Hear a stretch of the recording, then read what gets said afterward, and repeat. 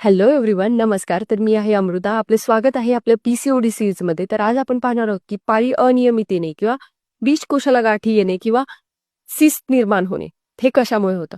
तर आपल्या स्त्री पुरुषांच्या शरीरामध्ये हार्मोन्सचा रोल हा खूप इम्पॉर्टंट असतो.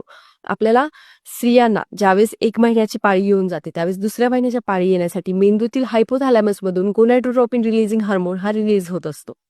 पण त्याचं काम काय असतं की पिट्युटरी ग्लँडमधून 2 हार्मोन रिलीज करणे, FSH आणि LH. तर ह्या हार्मोन्सचं काम काय आहे, की आपले जे श्रीबीज आहे, जे नवीन श्रीबीज आहे त्याची वाढ होणे आणि त्याला व्यवस्थितरित्या बाहेर पडणे. ठीक आहे?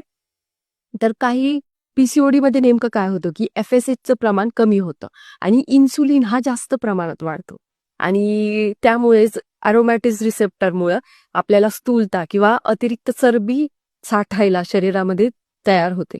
आणि इन्सुलिन जास्त प्रमाणात वाढल्यामुळे किंवा FSHचं प्रमाण कमी झाल्यामुळे आपल्या जे बीजकोशामधले जे बीजांड आहेत किंवा बीज आहेत त्यांची वाढ ही अपूर्ण होते किंवा त्यांची वाढ जास्त प्रमाणात चांगल्या पद्धतीने होत नाही. त्यामुळे आपल्याला पाळी अनियमित येते.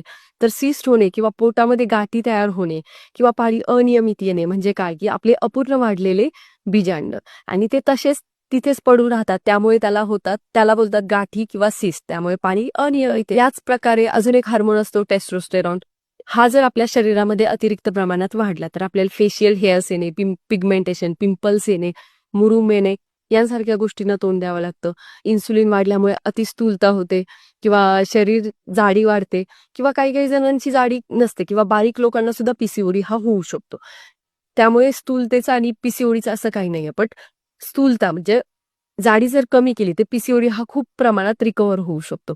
त्यासाठी तुम्ही खूप साऱ्या गोष्टी करू शकता जसं की योगा, झुंबा, जिम यासारख्या खूप साऱ्या गोष्टी तुम्ही डॉक्टरांच्या कन्सल्टेशननी करू शकता. त्याचप्रमाणे आता PCODमध्ये अजून नेमकं काय करायला हवं यासाठी आपण नेक्स्ट व्हिडिओमध्ये भेटूयात. आजसाठी एवढंच. Thank you so much. Bye bye.